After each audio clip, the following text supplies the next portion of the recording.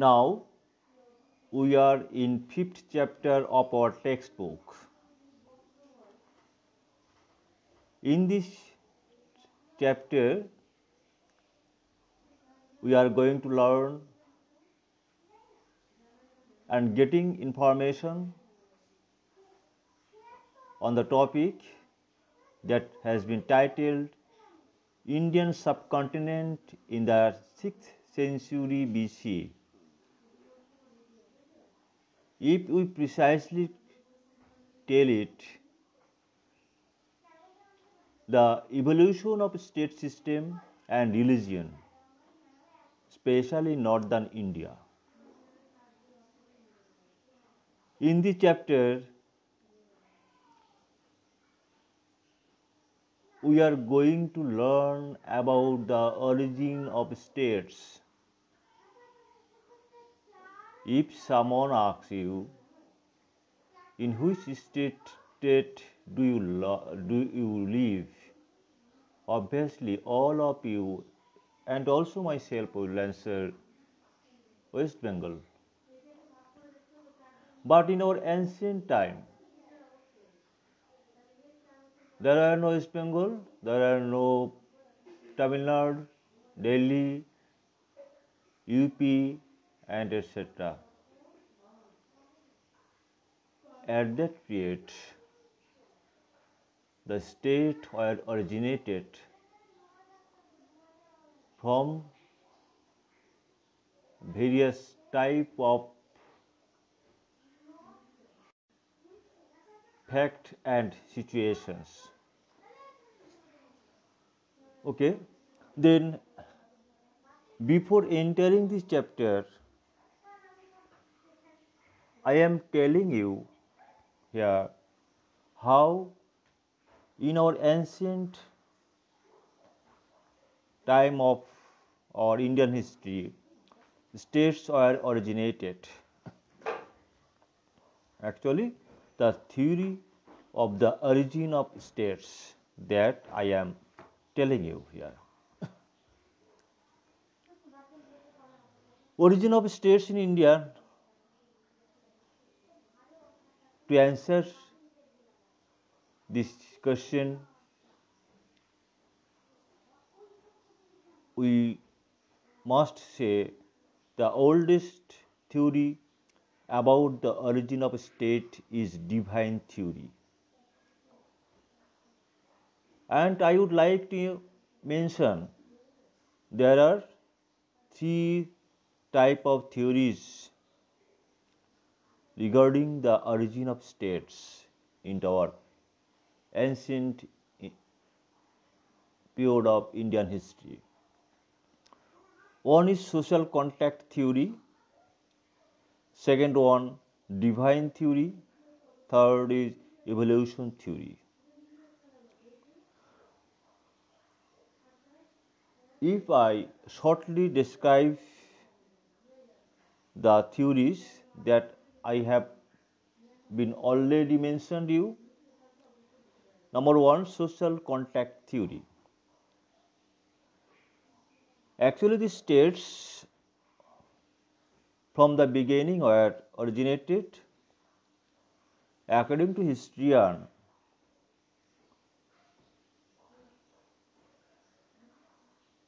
In our society, there were a social contact and all of their people are bounded in some particular rules and rituals and systems that are called social contract theory. And here I would like to mention a Russian philosopher, Jacques Rousseau, who told to support this theory, quote unquote, I would mentioning his original theory of social contact. He told, the man is born in free, but everywhere he is in chain. Actually, at the time of his birth, he is free, but later life, everywhere he is bounded in a chain. That is social contact theory. And divine theory. Divine theory, we thought that the state were built up or originated by the God himself. It is not to be created by any man or king or any other elements also. Okay? And some rulers in our India, even out of India in our European history, I would like to mention a king of France who told that I am the state,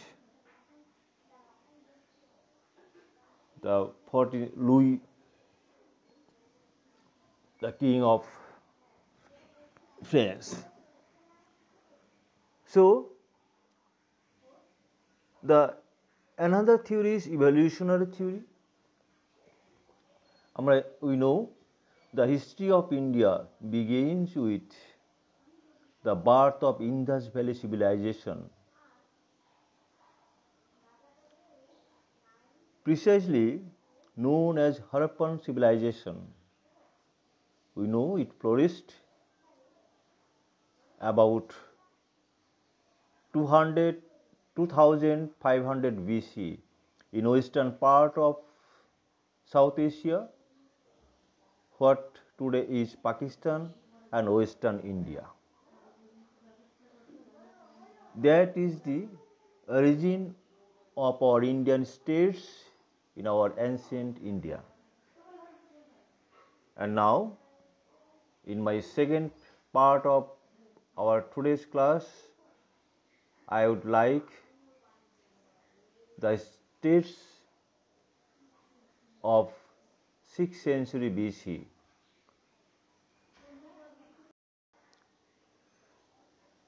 In my second audio, I would like to discuss how Mahajanapada were created and what was the basic points, basic information about the origin of Mahajanapada. In the chapter, we will found that there are 16th Mahajanapada that was in our northern part of India in 6th century BC. I will discuss it in due time. Before describing the Mahajanapada, I would like to tell you how Mahajanapada was created and what was the Mahajanapada. In ancient India, areas larger than the village are known as Jana. Small kingdoms are formed centering the Jana. The term Janapada has come from the word Jana. From another perspective, the region where common people lived was known as Janapada. In other hand, and other words also, the place where people or Janagan placed their foot is known as Janapada. When people begin to settle down permanently on a certain strip of land, it becomes a Janapada.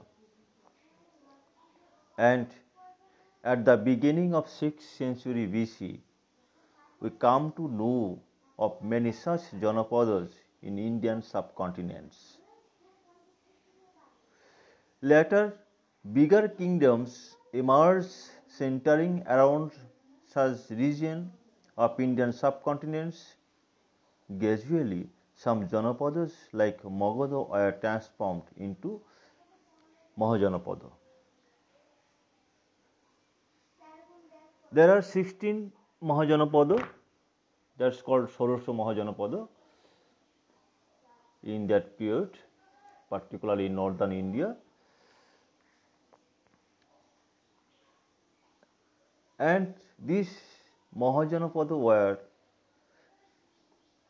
Kashi, Kosala, Anga, Magadha, Bacchi or Briji, Malla, Chedi, Vatsya, Kuru, Panchal, Matsya, Sushena, Asmaka, Avanti, Gandhar and Kamboj. These were the 16 Mahajanapada during 6th century BC in our northern India.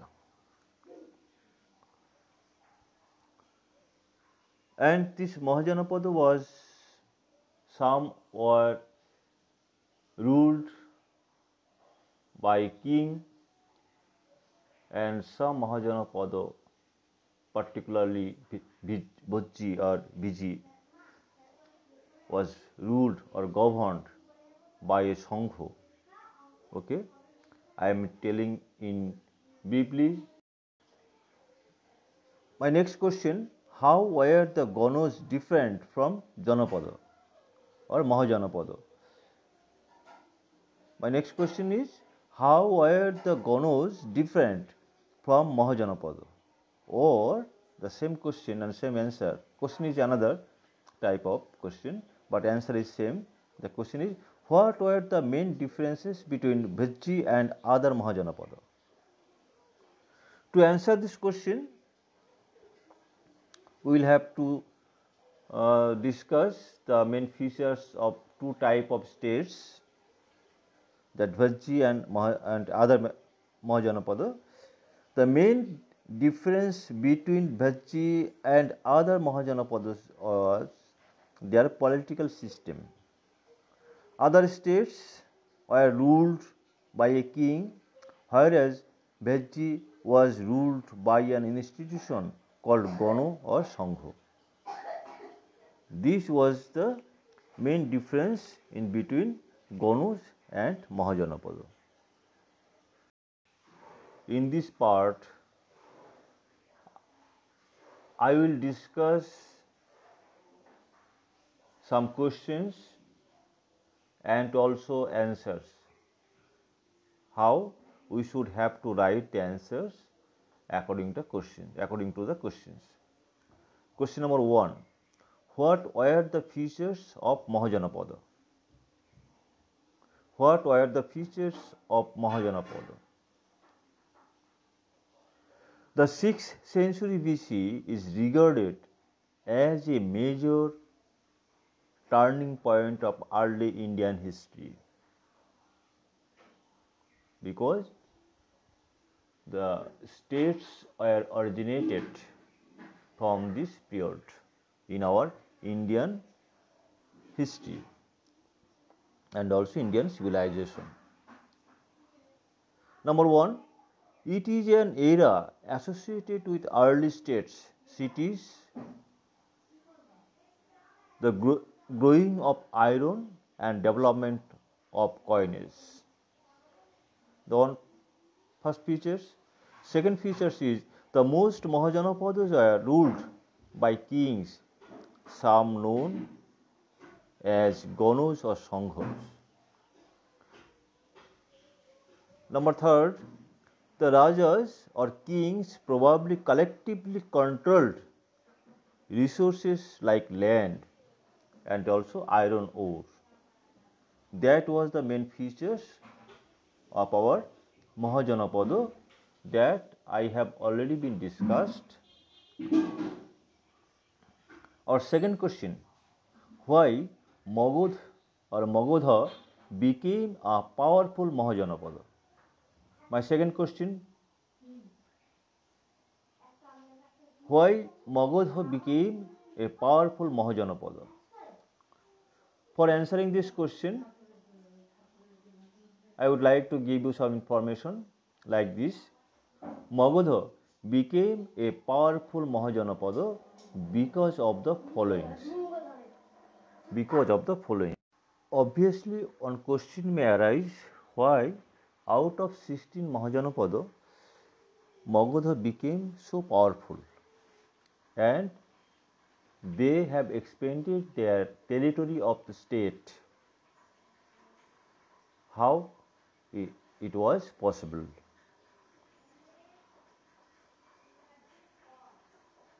And I would like to give you the information or the reasons why Magadha became so powerful among the Mahajanapadas, that is 16 Mahajanapada.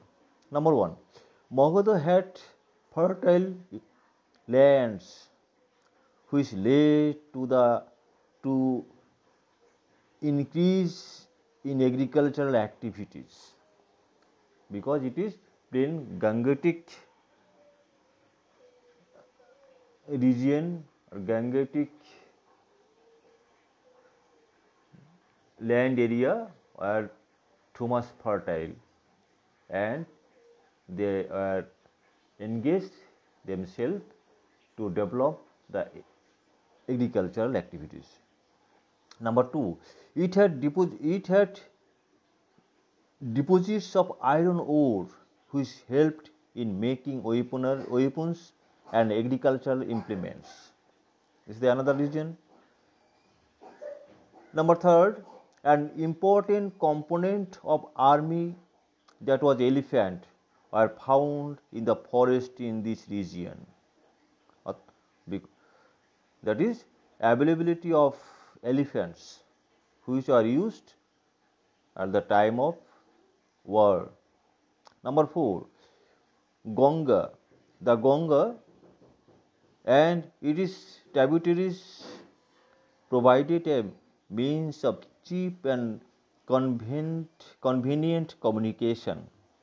Number five, the earliest ruler of the Magadha, such as Bimbisara and Ajatasattu, were ambitious and they really expanded the territories of their kingdom. These are the reasons for expansion of Magadha Empire. My next question, what is difference between Gano and Sangha? Both Gano and Sangha are democratic institutions. Gano is a group of assembly with many members and sometimes with many decision makers of rajas or king. And Sangha is an organization or association mostly with members who are Buddhist, monks or nuns. That are the difference between Ganga's